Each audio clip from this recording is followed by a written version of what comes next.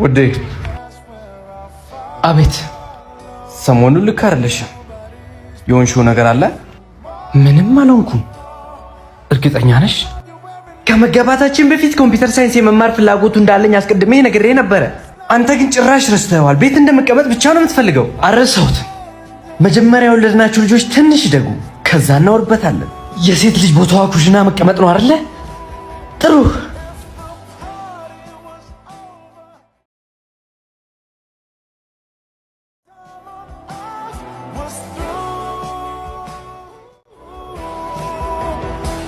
ውዴ። አቤት። ከ2 ዓመት በፊት የእናትነት ኃላፊነትሽ በጣም ትልቅ ነበር። አሁን ግን ልጃችንም አድጎ ትምህርት ቤትም ገብቷል እና ምን ይሁን?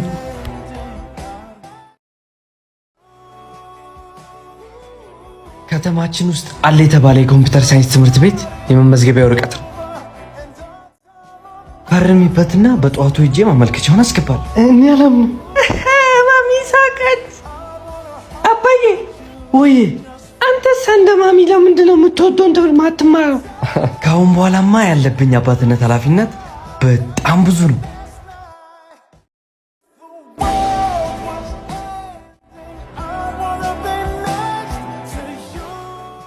የዚህ መንደር የሰዎቹ ባህሪ ግን እንዴት ነው? እኔስ ምን አውቃለሁ? አብረን አይደል የመጣ ነው። አንተ እዚሁ ጠብቀኝ፣ እኔ እሱን ጠይቄ እመጣለሁ። እሺ። ሰላም አባቱ። እዚህ አካባቢ ለኑሮ ምቹ ነው? ትቶ የመጣው መንደር ሰዎቹ ምን አይነት ሰው ነበሩ? አረ እዛ ያሉትን እንዳይጠይቁኝ። እዛ ያሉት መንደር ስግብግብ ራስ ወዳድ ብቻ ናቸው።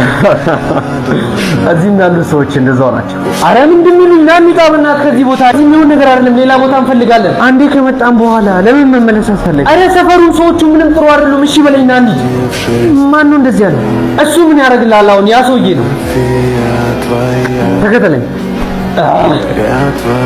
አጎቴ ወንድሜ እንደነገረኝ እዚህ አካባቢ ያሉት ነዋሪዎቹና ቦታው ለኑሮ ትንሽ ምቹ አይደለም ማለት እውነት ነው? ትቶ የመጣው መንደር ሰዎቹ ምን አይነት ሰው ነበሩ? እዛ የነበሩት ሰዎች የሚከባበሩ፣ አንድ ላይ የሚበሉ፣ እርስ በርስ የሚዋደዱም ነበሩ። እዚህም ያሉት እንደዛው ናቸው። ሰውዬ ምንድን ያለኝ? አሁን ሰፈሩ አይሆንም እያሉኝ አልነበር? አንተ ትክክል ነበርኩ። አንተ የምትመለከተው መጥፎ ሰዎችን ነበር፣ እሱ ግን ጥሩንም ጨምሮ ይመለከት ነበር። ሌሎች ሰዎችን መለከት ራስህ ላይ ትኩረት።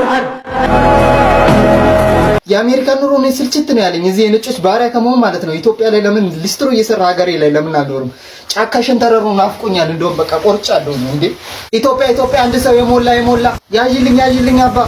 ኢትዮጵያ ነሽ አባ? አዎ ኢትዮጵያ ነኝ፣ ያዝልኝ። በቃ ሹፌር ቶሎ በል እንሂድ፣ ሞልተናል።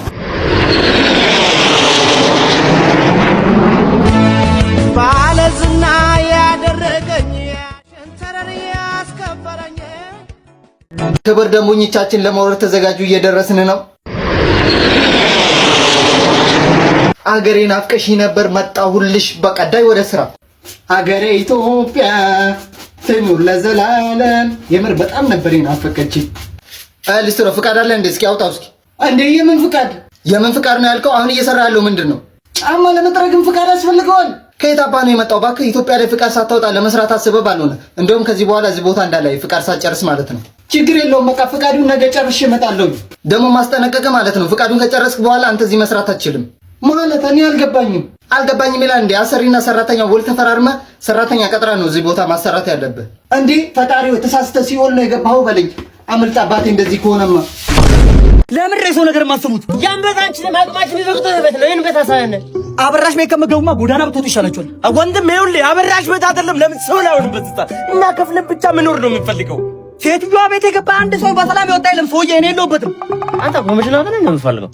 ምን ነው ብሩ ጥንቅል ብሎ ይቅርብኝ ወንድሞቼ። እኔ በእናትህ ነው ፈልጋችሁ በትርካና በታሳን ምን ነው በቃ አንተ ብሪና አይደለም የምፈልገው እና አንሞት ሰማይ ቤትም ቢሆን እንከፍላለን። ራሳችሁ ኃላፊነት ትወስዳላችሁ። እኔ የለሁበትም።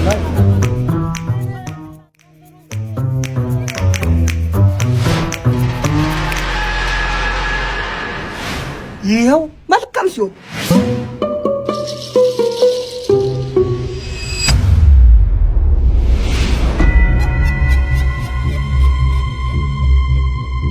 አረባሽ እንዴት ነሽ? ደህና ነሽ? ግን ያበላሽ እኔ ደህና ነኝ። እናንተ ግን ነው ማናችሁ? መፈልጋችሁ ነው? መከራይ ቤት ፈልጋለሁ። ያስጨናቂ ቤት ያስጭየን ቤት ነው አረኛ የሚያስጨንቅ አይደለም ቤት ብቻ ነው የፈለግነው እንዴ ታዲያ ነው ሚጥሚጣ እያፈላው ነው ተጠጣላችሁ እንጀራ ምን እንትን እናፈላለን እንሰራለን ኑ ኧረ አረባሽኛ ምከራ ብቻ ነው የምንፈልገው ሚጥሚጣ አንጠጣም አረ እንጀራማ አንጠጣምኛ አረባ እና ኑ ታዲያ አረ አንመጣም አረባ እንዴ ኑ አልኩ እኮ በዚህ ቅርብ ከዞነን በትማታችን እንዴ ኑ አይደል ብለው አረ አረባሽ አንመጣም ኑ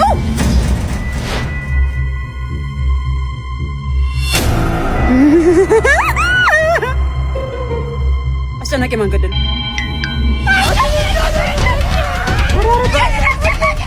አራበሪ የምንም አናውቅም ዳብሪ አትካው ከነገራት ማን ገደለው መግስ ገደለው ካበራሽ አላቆም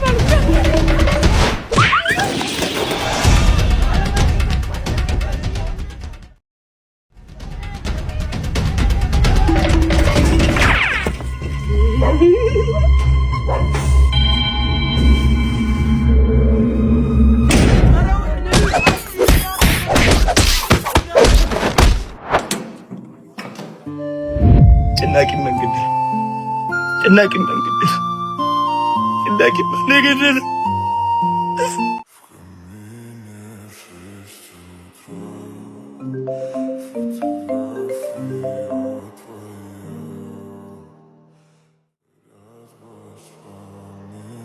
በኋላ ተዘጋጂ ራት አብረን እንወጣለን ግን ልደውልለትና ሚኪም ከኛ ጋር አብሮ ሄድ ሚኪ በእኛ ጊዜ ላይ ለምንድነው ሶስተኛ ሰው ማውጣት የምትፈልጊው? እኔ ነገር ደስ እያለኝ አይደለም። ሚኪ እኮ ተራ ሰው ወይም አዲስ ሰው አይደለም፣ ጓደኛዬ ነው። ትክክል። ነገር ግን ሶስተኛ ሰው በግንኙነቱ ሲገባ የሁለቱ ሰዎች ትስስር እየቀነሰ ይሄዳል። ከዛም ግንኙነቱ የሚበላሽበት መንገድ ቅርብ ይሆናል። ሚኪ ማለት እኮ ሁልጊዜ ከጎኔ ነው። ብቻው ልተወው አልችልም። እስኪ ይህንን ጥያቄ መልሽልኝ። ሚኪ ፍቅረኛ አለችው? አይ የለችው። እሺ ሚኪ ፍቅረኛ ያዘ ጊዜ ከእሱ አጠገብ የሚያስቀምጥሽ ይመስልሻል? የፍቅር አጋር ማለት ዘላለምሽን የሚገነባ ነው። ጓደኝነት ግን የታሪክሽ ምዕራፍ ብቻ ነው።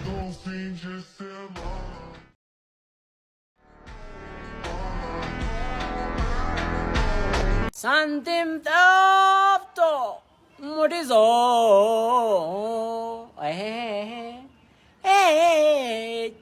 ምን ደስታ አለ አየር ተይዞ እኔስ መኖር ደንዝዞ